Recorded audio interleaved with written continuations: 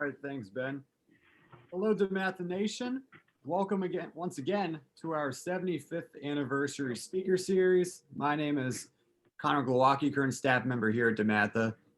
I'm joined today by staff member and 2011 DeMatha alum Ben Fleury and retired U.S. Marine and Vietnam veteran Steve Greene, DeMatha class of 1961, who will both assist in conducting today's event.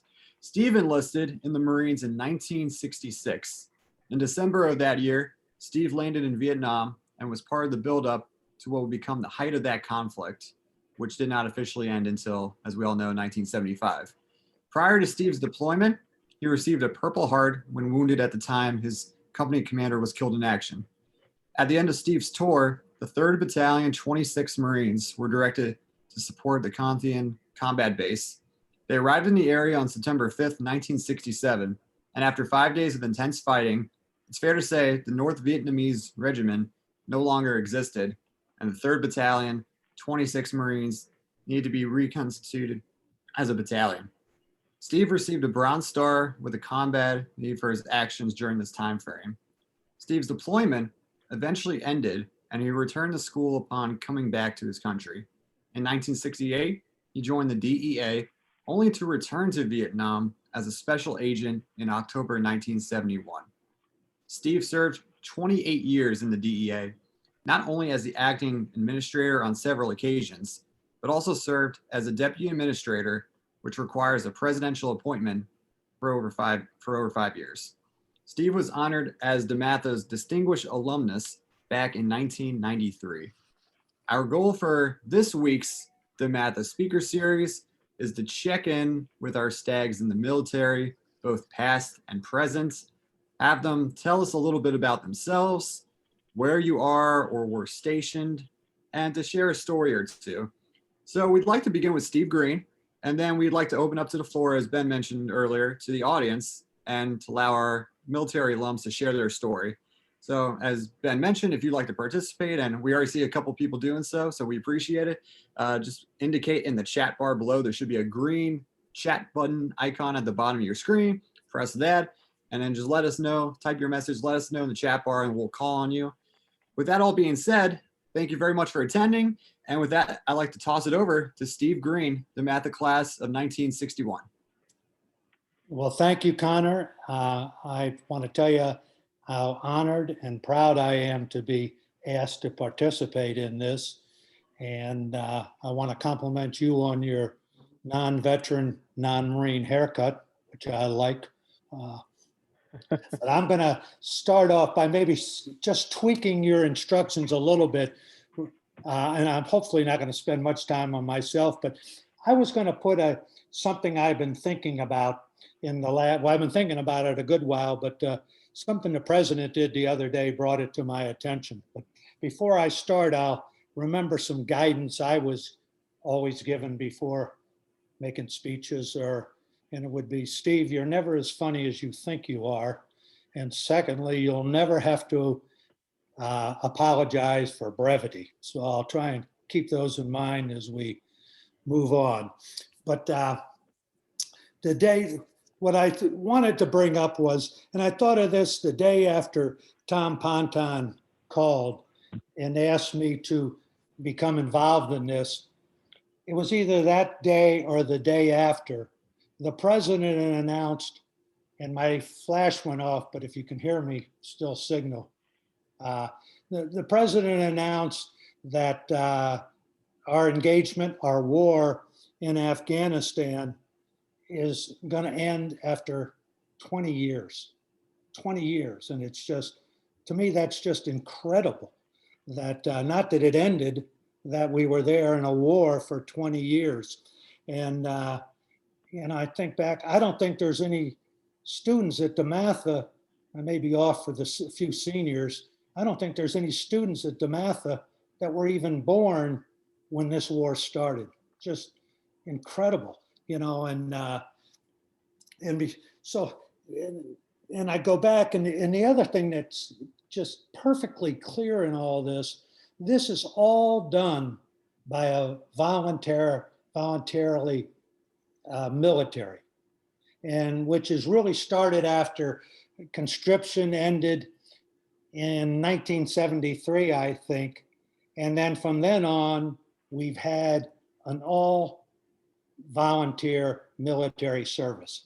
And before I offend anybody, I think personally, we have the finest military. We have the most well-educated military, the most highly trained military. But somehow, I don't think many Americans got skin, and I don't want to call it a game, but skin in the game when you think back, and I'm pretty sure you can check me on my statistics, the percent of the US population that had anything to do with Iraq and Afghanistan is barely 1%. And so it's, well, what obligations do people have to their country in this thing? Well, not many. And people go, so you're asking people to serve in a war for 20 years that could last? And they go, well, they asked for it, they volunteered. That's all true. But I have problems with that being really fair or equitable, or what a government should demand from its citizens. But, and I'm not whining about it because I didn't have to do, but I sometimes think this country ought to ask a little bit more from its citizens. And another thing that brought the day after, or the day Tom called, I happened to be at Arlington and for the burial service of one of my Marine Corps colleagues from Vietnam. Fortunately, he made it back, but he died as a lieutenant colonel and they had the full service for him. And my parents are interred at Arlington, so I'm there occasionally, but I'll stop by and see a Vietnam colleague that didn't make it out. But I always try and stop by one of DeMatha's heroes, one of DeMatha's just great students and men. And that's Brendan Looney. And I knew Brendan, but I didn't know him very well. I know his family very well. Great family, just great Americans. But I thought I knew where Brendan was interred, so I go down there and I look for 30 minutes and I could not find the gravesite. And I go, geez, I know where it was. I know the intersecting road. It was, a row or two back from this. So after 30 minutes, I found the row. And remember, this is section 60, where primarily for sure the Afghanistan veterans that made the ultimate sacrifice are buried, and a lot of the Iraq veterans that died in the Iraq war buried. And what's just struck me, in front of Brendan's grave is row after row after row of new burials. And this is all part, did people sacrifice much in the 20-year war? A lot of them did. And a lot of them made the ultimate sacrifice. And I wish our country is, I'm sure they respect it, but not many people just are aware of it. It's not, they're not involved in this. So, and I'll stop whining, but I am eternally grateful for the people that, and particularly after 1973, when you didn't have to join the military and you decided to. I think you need to know, so when you're speaking, if you want to comment on that or tell me I'm full of beans, feel free. I'm thick-skinned.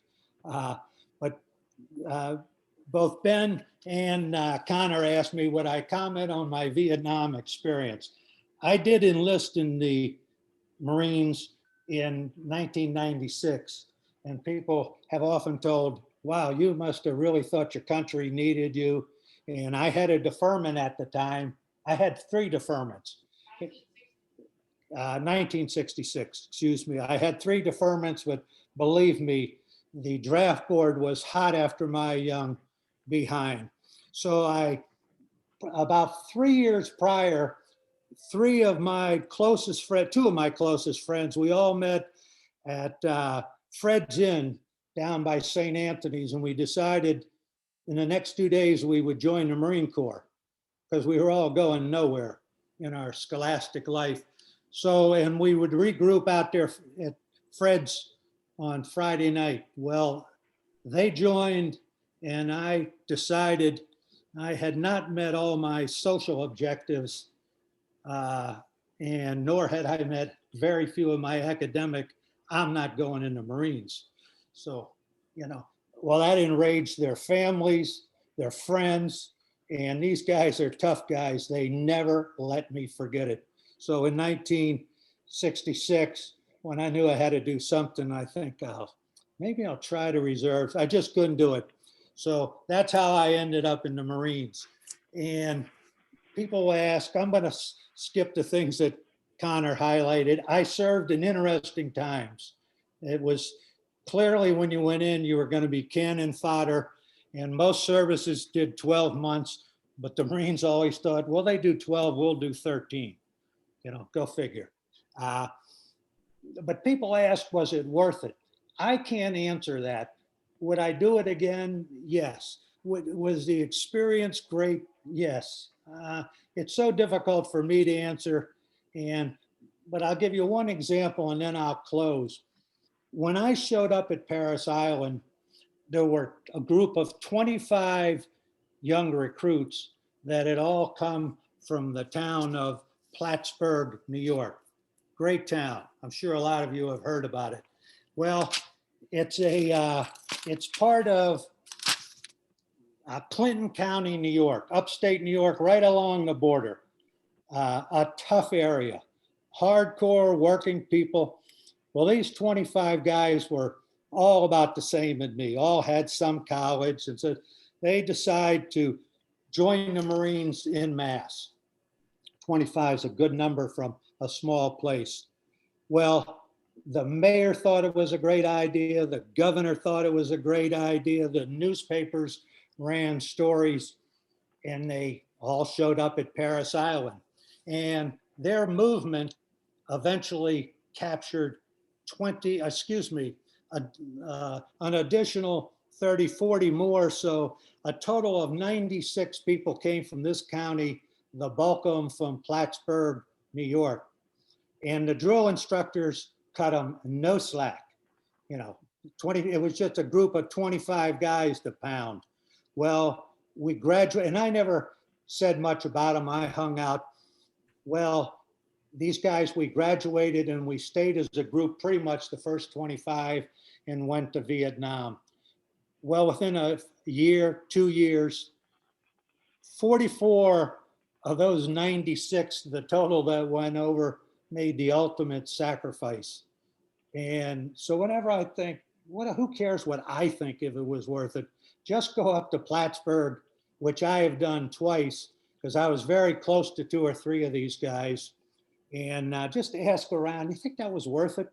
And it surely was, because they appreciate America, and when the government asks you to do something, they do it. But they made one hell of a sacrifice. And I'll close by this.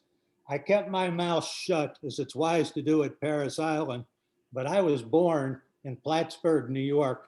And I never told any of these guys till about the last day when they were finished singling out for additional push-ups that, I was born in Plattsburgh, New York. So I was made an honorary Plattsburgh, New York individual. So in closing, I'll say it again. I'm just so greatly honored what the vets on this call have done, are doing, and the sacrifices you have made. God bless, and I love you all. Stephen, thank you so much for sharing. Ben and I, obviously, we've never experienced what everybody else on this call has. So it's great to have these kind of events for people, not just us, but everybody out there, in the country and the world who has never served, to learn these experiences. So Stephen, thanks for sharing those remarks. And thank you everybody for, again, attending. And we've got a lot of people commenting in the chat, which is awesome. And we're going to first turn it over to John Farrell. So John, feel free to unmute your mic and share your story. Thank you for doing this, Steve. I have a special place in my heart for Plattsburgh, New York. My daughter was born Friday the 13th of December, 1985 at Champlain Valley Physicians Hospital, because at that time, Plattsburgh Air Force Base existed. So thanks for your story. Very quickly, John Farrell, class of 78, went in the Air Force on October 10th, 1978 to February 1, 2005. If you're counting, that's 26 years, 3 months, 22 days to be exact. I knew when I graduated from DeMatha that I was not mature enough to succeed in college. So I wasn't going to waste my parents' money, but I knew that I was going to use that GI Bill. So I'm very thankful, because when I left 26 years later, I walked with my MBA. So I'm very happy with that. Air Force experiences, had a lot of Middle Eastern time, a lot of desert time. I had the privilege of putting feet in all 50 states of the United States of America and most countries throughout the world. When I hung up the uniform, I went to work for Fortune 500 companies as an HR executive. And then I never pushed religion, but this to me proves that there's a God. About 6 years ago, I simply bumped into this person. I looked up, and he was a 3-star general that I worked for. And he goes, "John, you need to come over and check out the Air Force Aid Society." And if you're familiar with that, we are the official charity of the United States Air Force. We take care of airmen in distress. For my other service members, that's people like Navy Marine Corps Relief, Coast Guard Mutual Aid Society, Army Emergency Relief. So I came over, and I was blessed to be hired on the spot. And I'm the number 2 chief operating officer of the Air Force Aid Society. I love what I do because I'm taking care of airmen. What does DeMatha mean to me? And then I'll turn it over to the next person. If I had $1 for every time I've worn gear and been running down the street, I'm a marathon runner, and somebody stopped me, and I'm talking places in the Middle East, Germany, Italy, all throughout America, and said, "Hey, man, DeMatha, I know that. Did you play basketball?" And I said, "I'm 5'10". No, I didn't play basketball. "What else did you do?" I said, "Well, I'm a musician." So, "Oh, okay." People always ask me, "What does DeMatha mean to you?" And it's very easy to answer. I said, it set me up for success in life. It gave me all the establishments of the brotherhood, all the establishments of being prepared for life. I am deeply satisfied with massive gratitude to DeMatha for setting me up for that. People say, "Wow, I understand you have all that affinity towards DeMatha. What about your undergraduate degree and your graduate degree?" Yeah, I'm happy with those. But I got to tell you guys, DeMatha set me up for success. And lastly, I just want to share, my dad passed away May 28th, and I shared this with my classmate, Tom Ponton. He enlisted at 16 in the United States Army and went to fight in Korea. He lied to the recruiter. Back then, they didn't really check records much. A year later, after he was awarded his Purple Heart because he was a combat medic, they said, "You're 17 years old. You're not even supposed to be in the United States Army. Your mother needs to sign a waiver." He signs a waiver. She signs a waiver. He continues for 3 years, gets out, comes back home to Washington, D.C., and works for 18 months in the Washington printing plant. And then I like to say wised up, re-enlisted, crossed over to the Blue, and served 17 more years as an F-4 pilot in the United States Air Force. And what I'm going to do on May 15th, the first time in 16 years, fortunately, I'm still lean enough to do it. I'm going to put my service dress uniform, and we're going to give him those military honors that he's earned. So I appreciate the time, guys. I've spoken up. Thank you very much for allowing me the opportunity to speak. God bless all of you. Thank you, John. And again, thank you, Steve, and all the veterans for being on this call. It's quite the honor to be on the call with you guys, and we can't thank you enough for your service for our country. So thank you so much, and we're very grateful to have you guys. The next speaker, I think we'll go with Tom Callahan. So Tom, if you want to unmute your mic and speak. Thank you. Okay, can you hear me? Yes, sir. Okay. Well, my buddy, Steve Greene, he and I graduated out of the same class of 1961. And I think, for the record, and I believe I'm correct, I'm the only general officer that DeMatha has graduated. So Ponton, take note of that, because I would like to be recognized at some point for that achievement. But my story sort of starts like Steve. When I graduated from DeMatha, I wasn't on a very good path, and I was causing my parents a lot of difficulties. So I use an analogy of if I didn't make a decision, I think I would have been probably in jail. But aside from that, my next door neighbor was a member of the DC Army National Guard. So he and I had a very close conversation. So I decided to join the DC National Guard in 1964, March of 1964. So I left for basic training to Fort Jackson, South Carolina. And because all of my test scores were so very good, I did my 6 months of basic training, AIT, and so forth and so on, as a military policeman. And just before I was due to come back home to DC, I was approached by the command structure at Fort Gordon, Georgia, with the idea of attending OCS. And I thought long and hard with this decision, and I decided to jump on it. So off I go to Fort Benning, Georgia, and I go to OCS. And 38 years later, I sit here in my lakefront home at Lake Anna, and I look back on that 38 years of great memories and great rewards. And now I'm a brigadier general, sitting fat, dumb, and happy. Now, when, as Steve described, when Vietnam was kicking up in 66 to 73, 74, the Army, because I didn't have my degree, sent me to the schoolhouse.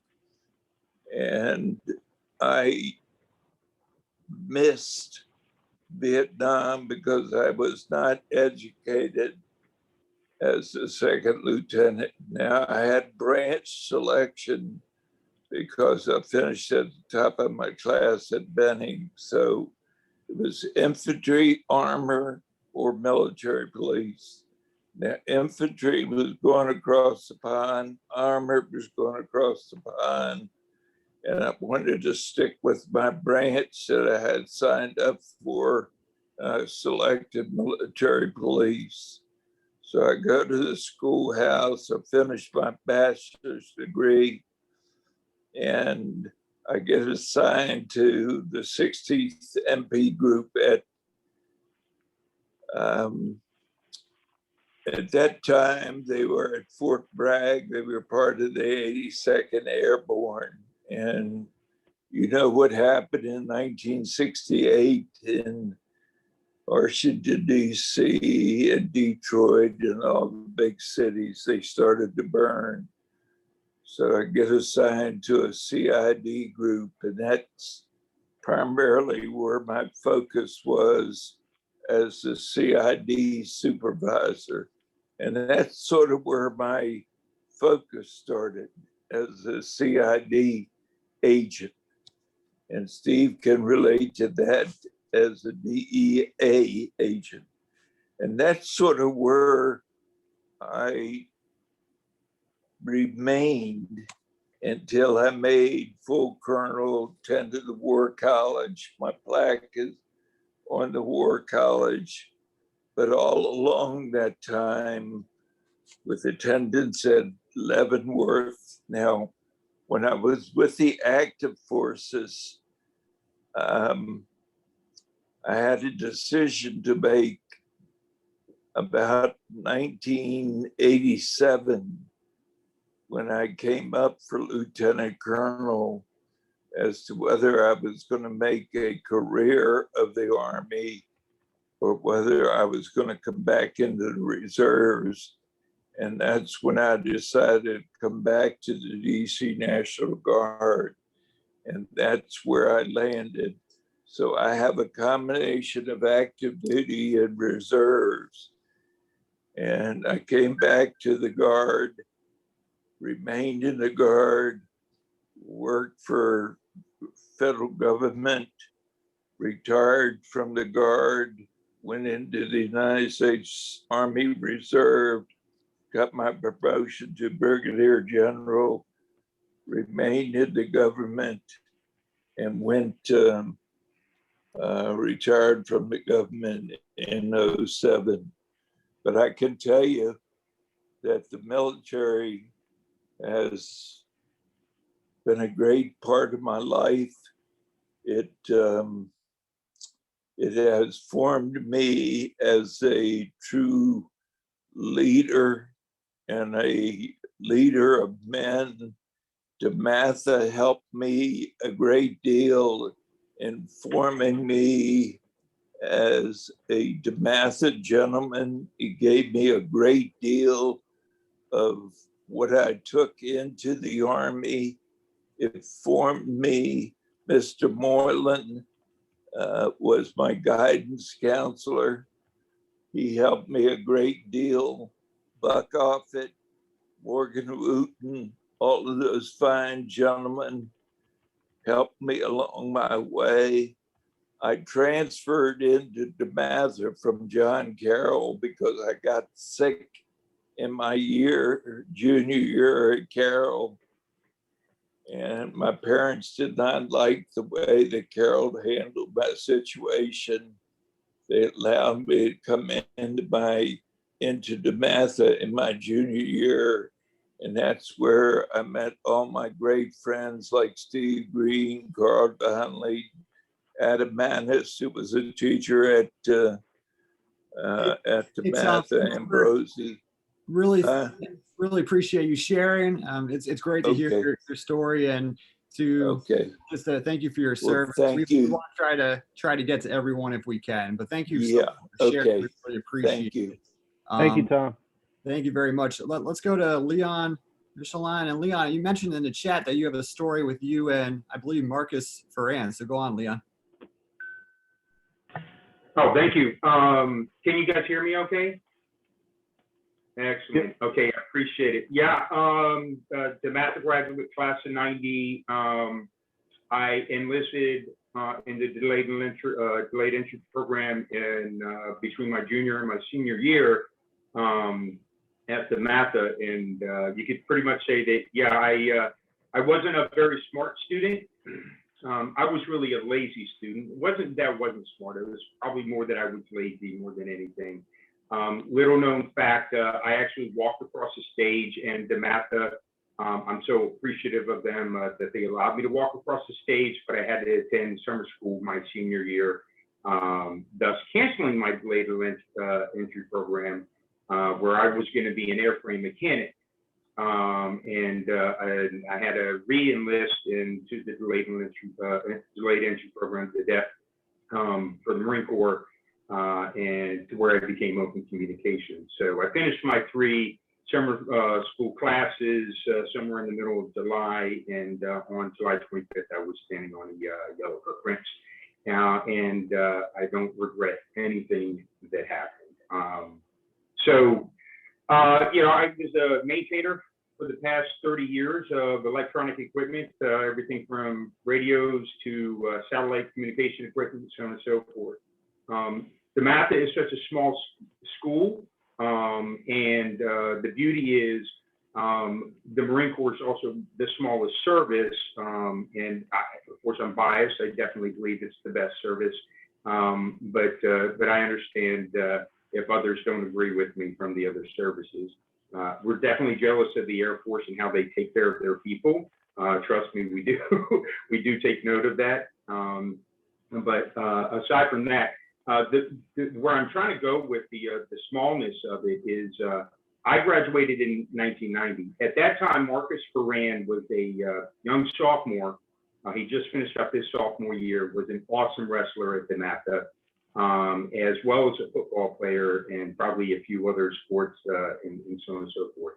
And 1998, I had re-enlisted for a third time, and I find myself in the middle of Thailand, Operation Cobra Gold.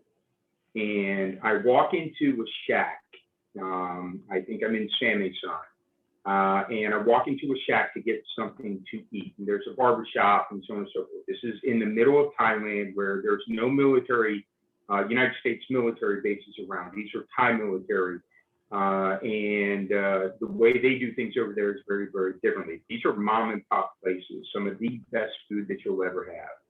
And I see a face I recognize. I hadn't seen this face in 8 years. I thought this kid was going off to college, was going to be a superstar wrestler. I tried following his, his program, or him through, his collegiate career and so on and so forth. I had just lost touch after a while. And no kidding, Marcus Ferran, I'm a sergeant at that time, and Marcus Ferran sits there before me. And I just was, I don't know if you remember Marcus, but I was like, Marcus Ferran, of all the people in all the places in all the world, what are you doing here? And he's a Lance Corporal, parachute rigger, which basically is the person responsible for packing the parachute. And that kicked off our relationship over the past, now what, 26 or 20 some odd years. Actually, our relationship's obviously longer than that. It's 30 plus some odd years of a relationship, maybe not as close as we are now. So we have a lot of, things that bond us. In addition to that, he's not the only United States Marine from DeMatha that I served with. I walked into my second maintenance shop, and Reginald Holland is a kid who graduated in 1986, I think, and he also went to DeMatha, and he did same MOS as me. So at that time, we were an MOS of about 50 people across the Marine Corps. We're in a lot of satellite systems. We're using Army systems and Navy systems, and there was only a handful of us across the entire Marine Corps fixing these things. So of all the people that I could ever work with, DeMatha, runs a great program trying to get young men into college, and which is awesome. And I admire it, and I cherish everything that I learned while I was at DeMatha. But I just wanted to get on here, share this. I hope we have many more opportunities, especially come November timeframe. Love to see, this group, if not maybe an expanded group, share its stories with, our current students today. Because there's one thing that I take out of the 5 pillars, community. Every service member here has a community. And we in the Marine Corps, we call it a family. Our Marine Corps family is really a replacement for a family. Service, which everybody who has volunteered to join the the service prior to you being voluntold back in the 60s, you chose to serve your country, which I can't think of any finer choice that anybody could have made. I'm very proud of the choice that I made. And then athletics. I mean, you can't be a United States service member without being physically fit. So I think those are 3 of our main DeMatha pillars and principles that we kind of see in our relationship with our other services. And with that, I'll turn the floor back to whoever's next. Thanks, Ben. Thank you, Leon, and thank you again for your service. Thank you, Tom Callahan, for your service as well. We got a lot of guys that that are writing in the chat. So I promise we'll try to get to everyone. We may not get to everyone, but I'll try my best. The next person, I think we'll go to Andy Waiters. Andy, go ahead. Hey, thanks, Ben. I'm happy to be on here with everyone. So I've gotten to do some pretty cool stuff as part of Brigadier General Kelly, and I'm currently a serving member of the DC National Guard. So I've gotten to do some pretty cool stuff that's pretty, I think, unique with the National Guard. And my name, Staff Sergeant Andy Waiters. I enlisted in 2008 as part of the 257th Army Band. So I'm one of, I think there's a good amount of military musicians out there from DeMatha. As part of that time, I've kind of moved away from, the band field, and I'll tell you what I'm doing now. But again, 2008, joined the 257th, and kind of moved into a position where I managed operations and marketing for the band. Kind of set up all of our summer concerts, worked with venues in the DC area to get our name out there and whatnot, and then managed our social media. And then also I drum majored the band down Constitution Avenue when we were marching in the Independence Day Parade. So I know I'm one of at least 2 DeMatha alums that have drum majored down Constitution Avenue. The other one is Sergeant Major Julian Ayers, who was at Pershing Zone, the United States Army Band at Arlington, Virginia. DeMatha definitely set me up to get into the Army and to serve as a musician. So that's one of the additional pillars that I took from DeMatha and took into the Army. So which is the art side of it. So if you're not aware, the United States Army is the biggest employer of musicians in the world. So I'm definitely happy to be part of that. For the last 3 years, I moved to the National Guard Bureau. So I'm part of the Title 10 active duty program at the National Guard Bureau. So with all the stuff that's happened in the past year, I was not activated as part of the civil disturbance response and all that stuff. But the National Guard, as you may be aware, has been more visible than ever before in its history in the last year. So happy to be part of the National Guard when it has that visibility. So in my time at the National Guard Bureau, I am part of the marketing team, which falls under recruiting. So in the past 3 years, I've gotten to do 2 national ad campaigns for the National Guard. So as part of that, I was part of the rollout of the new Army National Guard logo, which is more in line with the U.S. Army logo. So kind of just making people more aware that we are part of the Army and that we are part of the military. Because, you know, I tell people sometimes that I'm in the National Guard and they're like, were you ever part of the military? I am part of the military. So I've gotten to be part of the logo rollout. And then in December, we went to Los Angeles to film the new ad campaign, which is called The Next Greatest Generation Is Now. So you may have seen it out there on TV. It was really out there for part of March Madness. And then the one before that we did was called Hometown Soldier. So just kind of leaning on the fact that, you know, most of the people in our force serve where, you know, in the hometown that they're from, and, you know, they serve in their community. So that's been one of the big things for me, is being able to serve in my community. It's, you know, that's one of the reasons that a lot of people join the National Guard, is to be able to serve in the community that they are from, and to be able to see the changes, you know, that they make in the communities that they are from. So it's definitely been a great, I think 13 years. So I'm definitely looking forward to, you know, completing my career, 20-year career as part of the National Guard. Thank you so much, Andy, for sharing. That's great to hear. Let's go next to Rich Williams. I believe he's DeMatha class of '84. What's up, you guys? Hi, Rich Williams. Nice to talk to you. Just, I guess, real quick, I am 84 grad from DeMatha, and after DeMatha, I went right into the Air Force. I went to the Air Force Academy. So I'm thankful for DeMatha for giving me the opportunity to do that. I was 4 years at the Academy, and then I went to flight school for the Air Force. And I always like visuals, so I flew these airplanes. These are KC-10 tankers. And I currently fly for Delta Airlines, this airplane, the 757, out of Los Angeles. Also working in the Air Force, went to change from flying stuff to do systems acquisition, which is working with satellites. I'm based in Los Angeles and just finishing out a job at the Pentagon as a chief of international engagement, where we deal with all our foreign partners and talk to the Israelis and the South Koreans and all the people that want drones and all these other things that the Air Force, that the United States has to offer. I'm going to be moving out to Los Angeles. They picked me up to do a job in the Space Force again. So I'm going to be a guardian. They don't call us warriors. They call us guardians in the Space Force.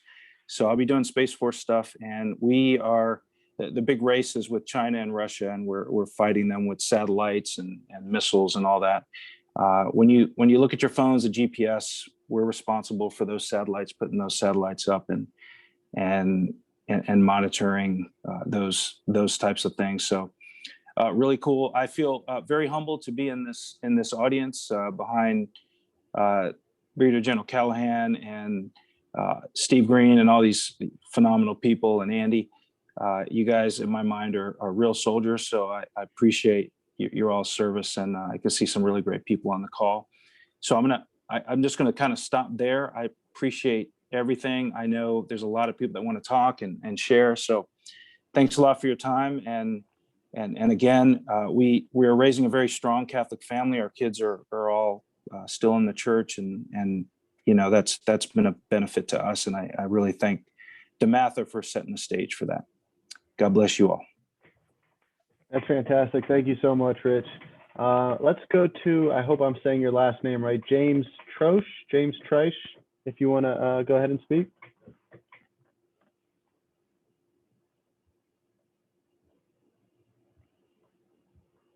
Your microphone might be on mute, James. Let's see. James Troche. Okay, if not, no worries. I had a few guys reach out to me.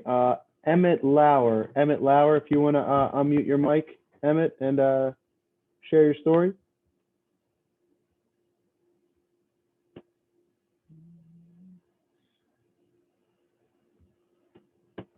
Emmett you have to unmute your mic, Emmett. Sorry.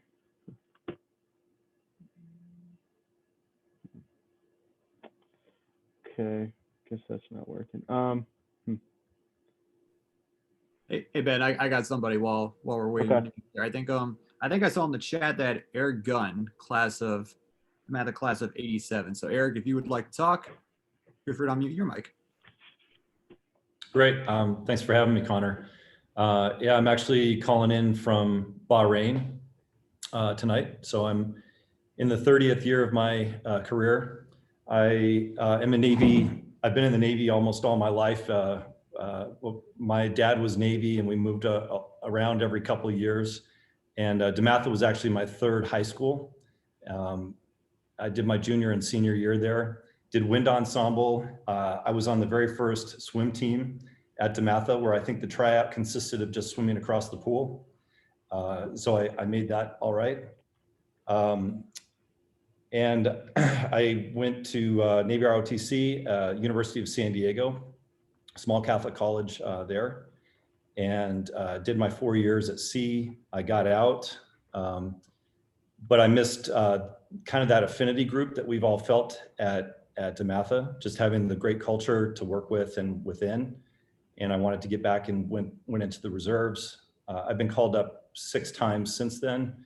So I'm working in my 17th year of active duty and wrapping it up here, and I'll be retired next February. So it's been a great ride. I've done a lot of, in addition to that, like Rich, I worked at the Pentagon as a Navy, unlike him as a Navy civilian. So we've probably seen each other in the Panda Express line now and then, right? But had great times there as well, working in strategy and policy on the OpNav staff.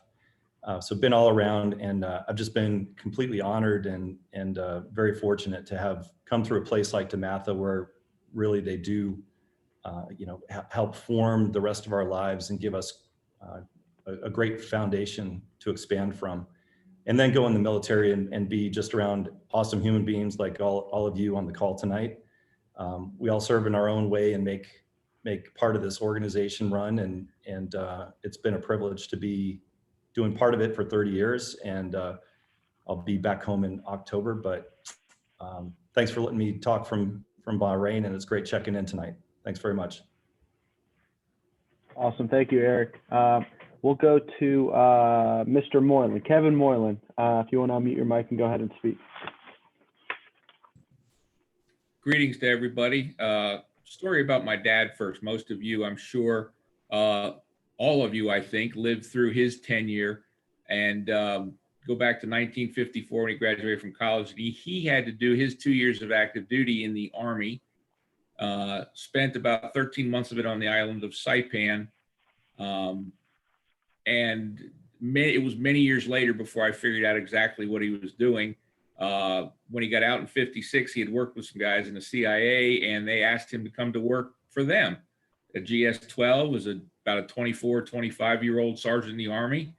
And he turned that down and chose to go into education and got hired at DeMatha. Had he gone to the CIA, he'd probably made a little more money, and I would have not had more money to go to college, and not had Don Clark, I believe, talked to him about Army ROTC, and that's where I ended up at the University of Virginia. Moved on to 20 years active duty in the Corps of Engineers. Wasn't brilliant, retired as a major, but I've been working for the Army as a civilian with Army INSCOM for the last 21 years. And as it turns out, it took me, when I finally got to INSCOM, to figure out what exactly my dad was doing. And I work with the same type of people nowadays. I'm not an Intel guy, I'm a log support guy now for INSCOM, but he was doing work as a linguist, just like many of the Intel folks that I know and work with today. So how fate lined everything up, he chose DeMatha over the CIA and the Intel world, and that led to my Army career and current Army civilian career. So been a great run. In my chat, I mentioned I've actually been more quote fun places than as a civilian when I was on active duty, having been spent time in Iraq, Abu Ghraib prison on the outside, Afghanistan, Kuwait, as recently as 2019. Still going. I'm trying now to get people and stuff home, hopefully starting to pull out of Afghanistan based on the president's guidance. And thanks to all of you, obviously my DeMatha start, what it taught me, I had a little bit of parental guidance as I entered DeMatha. So, but nevertheless, many of the things you talked about, I experienced and still experience to this day. And a couple funny notes. I heard the swimmer mention he was one of the first swim teams. And so I'm sure he heard my dad's joke many times about we're just glad they don't drown. Band members, one of my most interesting, one of my last tours on active duty was as an inspector general for the military district of Washington. And I got to listen to some complaints from some of the members of Pershing Zone, and found them to be an interesting collection of folks. A little bit of an ego amongst them, but so that was something I noted. And as I said, Don, thank you for 41 years later. I truly believe in it. It was good to see you there, and I popped into my head. I don't remember the full level of the conversations, but that was a great opportunity. And thanks to everybody for your service, and I've enjoyed this a bunch. And Dad had a little piece of this too. Now I'm catching myself choking up a little bit. Obviously, we lost him in January, and we miss him a great deal, and I know DeMatha misses him a great deal too. So thanks to everybody who's I've seen comments and remembrances and on Facebook and everything else. So thanks very much to everybody. Have a great day. Ben, back to you. Hey, thanks, Kevin. Thanks for sharing. We unfortunately have only time for one more, but we're going to be doing a similar event like this again around Veterans Day in November. So just if you're follow DeMatha on social media, and we'll share details out again. But we'll call on one more person here, and that'll be Daniel Finnan. So go ahead, Daniel. Hey, everybody. So my name is Daniel Finan, graduate in 95. Went to St. Mary's College afterwards and just kind of bounced around, kind of living kind of a crazy life. But then I enlisted in the Navy, and I like to say I fell ass backwards into Navy air crew, which I think is one of the coolest jobs there is in the Navy. You get to wear flight suits, the cool Tom Cruise flight jackets and all.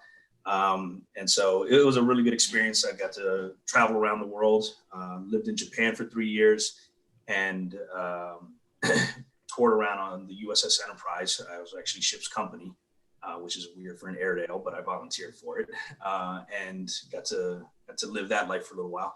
Been in the reserve since 2010 to now. Haven't had to go in for over a year, which is why I have this beard. It's the first time my wife has ever seen me with a beard because I met her when I was in the Navy. So it's kind of cool. But I've done a lot. I've gone through a lot. I've had some great experiences in the Navy, met some of the great people. But DeMatha really did kind of set the stage for it all. And it's always kind of been lingering there in the background behind everything that I've done, to the point that we moved back to this area so we could be near my family and my wife's family and have our kids grow up near them. But so just recently, my son got old enough to join, to select a high school, and we started looking around at different places, and he just fell in love with DeMatha. So I have a son now at DeMatha, he's a freshman. He just made the baseball team. His first game is against Good Counsel tomorrow. So it's pretty cool. Second generation at DeMatha. And he was like, he was looking around and he was applying to different schools, he was like, if I get into DeMatha, my son's going to DeMatha. So it looks like we might have 3 generations there at some point in the next, hopefully not too soon. But it's definitely been the foundation upon which everything else has been built. And so while the military has done a ton for me, I'm currently an international relations specialist at the FDA, working on setting policy across the entire agency, across all of our different centers. All of this originated with DeMatha, and kind of the camaraderie that you find there, the kind of family type environment that you find there, and the sense of pride that you have in that one DeMatha idea, where you only have, was it like 25, 30,000 people from the entirety from the start of DeMatha. And I'm like, I'm one of them. And so now my son's one of them as well. So it's he's on a good path. And I think that the next 3 years at DeMatha is really gonna set him up well for success. Thanks, Daniel. We're excited that your son's off to a great start here at DeMatha. Hopefully he and the baseball team get a win tomorrow. Be very exciting there. So thanks for everybody for joining. We thank you all for your service. You are all real life heroes, and it has been great to have everybody on this call and to share some stories. Thanks again, Steve, to you, the Steve Greene, for joining us and sharing your story. Before we go, I wanted to toss it off to, we call coach here at DeMatha, Jim Turk. Jim has a message. So Jim, go ahead and unmute your mic.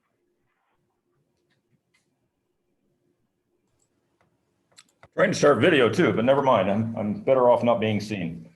So I'm going to play, and stick around if you want to. I'm going to play Army, Air Force, Marines, Coast Guard, and Navy. And some of you don't know that DeMatha has a fight song, but that's going to be the last one. Okay, here we go. This is to the Army.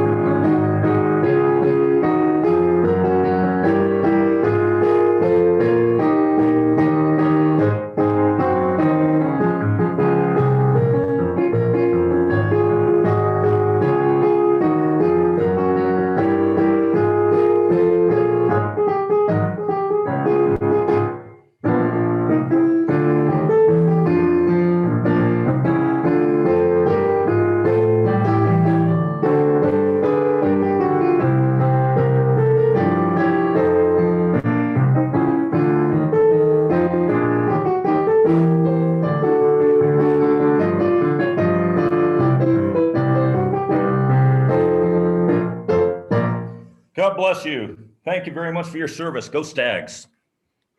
Thank you, Coach. Been You're very terrific, everybody. Thanks for performing, and everybody, thanks for joining us once again.